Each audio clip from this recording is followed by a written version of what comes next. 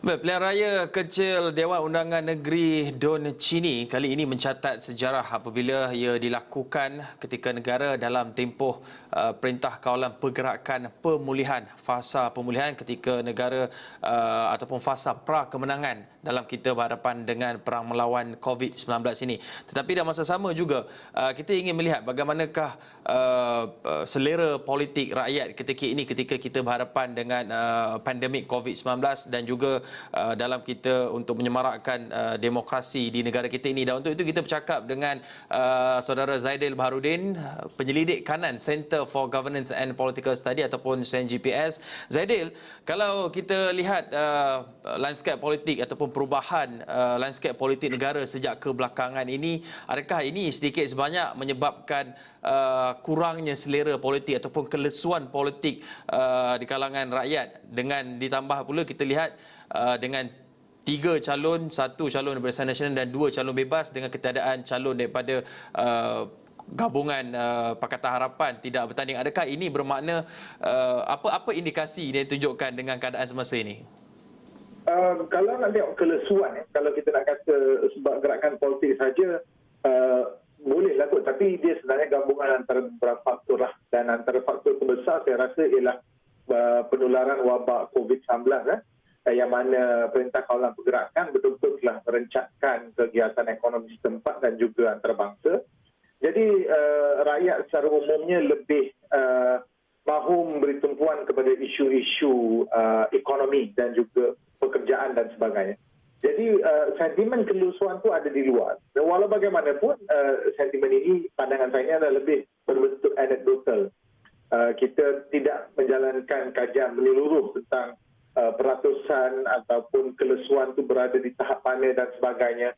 Tetapi kenapa rata-rata berita dan juga penyelidik dan juga badan pemikir mengatakan, yang lain juga mengatakan ada lesunya, banyak berkaitan dengan keadaan pandemik semasa. Jadi itulah dia.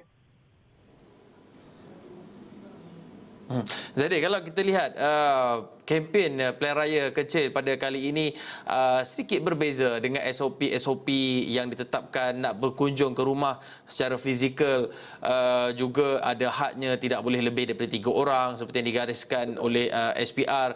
Bagaimana Zaidil melihat dari sudut kempennya, adakah dia akan memperhebatkan lagi kempen di alam maya, alam digital, dan juga bagaimana penduduk kita memahami demografi di Don Chini itu? Bagaimana penerimaan mereka dengan mungkin kempen dengan cara baru ini? Saya rasa tak menjadi masalah sebab tadi ada disebutkan dan kita pun dah tahu Pakatan Harapan tidak bertanding dalam pilihan raya kecil ini. Jadi kemungkinan besar akan dimenangi oleh Barisan Nasional. Mandakan itu pun sememangnya kubu kuat Barisan Nasional daripada dulu. Ia di bawah Parlimen Pekan, tak salah saya, bawah di mana ketua bahagian inilah mantan Perdana Menteri dan mantan Presiden UMNO Datuk Seri Najib Tun Abdul Razak. Jadi apabila tiada persaingan yang sengit dan berada di kubu kuat, malah persaingan sengit kedua sebenarnya bukannya Pakatan Harapan tetapi PAS. Kalau kita tengok dalam pilihan raya lepas, kalau Chini, undi terbesar bukannya daripada Pakatan Harapan yang selepas bangsangan, tapi lepas PAS. Dan kita tengok calon PAS itu sendiri jadi bekas calon PAS untuk pilihan raya lepas yang tak salah saya menjadi wakil calon kepada calon Barisan Nasional. Jadi SOP, kalau kita nak tengok adakah ini norma baru kempen selepas ini mungkin bukan tempat yang baik. Kerana pertamanya ketiadaan persaingan yang sengit. Jadi kita takkan nampak ceramah besar-besaran, pengumpulan dan sebagainya. Dan saya rasa banyak tertumbuk pada kempen yang berpusat di peti daerah mengundi. Calon-calon akan pergi ke rumah, kemudian akan buat ziarah, pemberian bantuan. Kalau ada ceramah berkelompok pun secara kecil-kecilan, mungkin akan dibuat perhimpunan jentera dan biasa. Jadi kalau kita nak tengok SOP ni, mungkin bukan tempat yang sesuai lah untuk kita katakan ini adalah norma baru kerana ketiadaan persaingan itu dan juga kehangatan pun tiada. Tetapi mungkin satulah yang menjadi cabaran buat calon Barisan Nasional ialah beberapa perkara yang kita tengok. Pertamanya kalau kita tengok setakat hari ini kita tengok jumlah pengundi yang keluar. Adakah katalah jumlah pengundi katalah yang keluar tu rendah? Adakah ini tanda-tanda rakyat sudah mula lesu dengan politik, ataupun memangnya mereka tengok pastinya Barisan Nasional akan menang.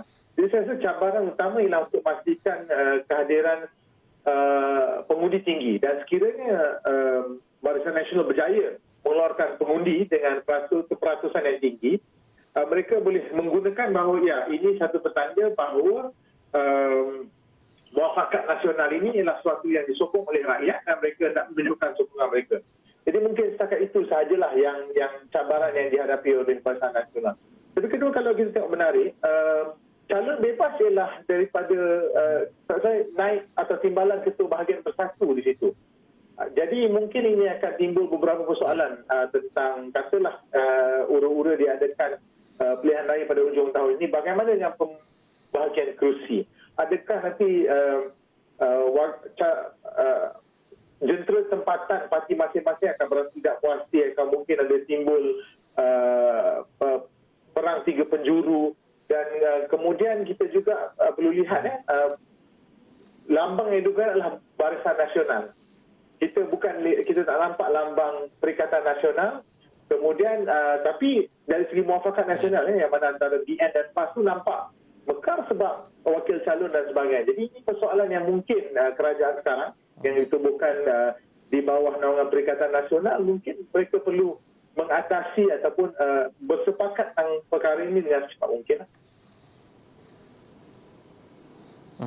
Zaidir, kalau kita lihat kalau di arena politik di pusat banyak tertumpu perbincangan kepada prinsip, kepada demokrasi, bagaimana undi itu bermakna memilih pemimpin. Tetapi di PRK Dun Chini ini kita lihat dengan demografi penduduknya, adakah politik untuk mengisi perut rakyat itu akan menjadi isu utama yang yang wajib sebenarnya diberikan perhatian oleh semua calon-calon yang bertanding pada Dun Chini ini, kerana kita sedar dengan kadar pengangguran yang semakin meningkat akibat daripada PKP ini, masalah ekonomi, nak makan apa orang kampung pun, itu adalah isu yang perlu diberikan tumpuan oleh ketiga-tiga calon. Betul. Ialah isu ekonomi tempatan akan jadi paling utamalah. Dan tetapi kalau kita nak tengok dari segi manifesto ataupun adakah ini mandat mengatakan bahawa perkara ini dapat ditangani oleh kerajaan masa calon Barisan Nasional menang, pun tak berapa tepat, kerana Dun Chini ini ia berada di luar bandar, kemudian ia Dewan Undangan Negeri, kemudian ia tradisionalnya ia ialah kubu kuat Barisan Nasional. Malah sewaktu PR14 yang mana tsunami melanda anti BN ketika itu, Dun Chini masih menang dengan majoriti yang selesa. Kalau ini untuk dijadikan referendum, mungkin tak sesuai lah. Kempen akan tetap berkisar kepada ekonomi. Kalau kita betul-betul nak tengok sama ada isu kempen mengenai ekonomi tempatan ni benar-benar menjadi isu ataupun mandat daripada rakyat, saya rasa kalau parlimen atau PRK di Dun yang berdekatan dengan kawasan bandar yang lebih tinggi jumlah pengundi muda, itu mungkin jadi satu tempat yang mana satu keadaan yang mana kita boleh tengok tentang mandat pengundi kepada kerajaan. Mungkin pandangan saya ini mungkinlah berbau, dia agak bosan. Sebab pertamanya terlalu baru lepas kita PKP. Ini kita tak boleh nak tengok sebagai mandat utama kepada kerajaan yang ada sekarang. Tetapi mungkinlah lepas ni, saya yakin sebagaimana Hakim berkata tadi, kempen akan fokus lebih kepada isu ekonomi, dan mungkinlah mereka akan minta jentera mereka untuk menggerakkan pengundi keluar sebanyak mana mungkin sebagai mandat kepada Perikatan Nasional. Sebab ini ialah 90% pengundi Melayu, dan kalau jumlah majoritinya tinggi, kemudian jumlah peratusan pengundi tinggi, mereka boleh mengatakan bahawa ya, dari segi dalam The Malay Heartland memang berkong gerakan muafakat nasional. Baik, terima kasih Zaidir Baharudin, penyelidik kanan di Center for Governance and Political Studies ataupun CENGPS, memberi sedikit sebanyak insight terhadap apa yang kita boleh jangkakan menjelang pengundian 4 Julai nanti pada pilihan raya kecil Dun Chini. Terima kasih Zaidir atas perkongsian tersebut.